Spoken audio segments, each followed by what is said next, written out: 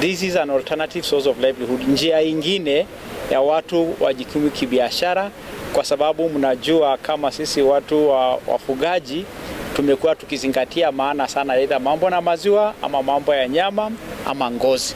Lakini tunasema ufugaji inakuwa kubwa zaidi ya hapo. Na tunataka kuwahamasisha watu wetu wajue kwamba pamoja na hiyo ufugaji ya ng'ombe kuna njia zingine nyingi ya kuweza kujisaidia kiuchumi, kwa sababu tumeona madhara waliopata juzi wakati tumepata ukame mrefu. We have taken some policy issues as government. Right now we found that we cannot even export our honey because we didn't have a residue management plan. We have since completed that residue management plan.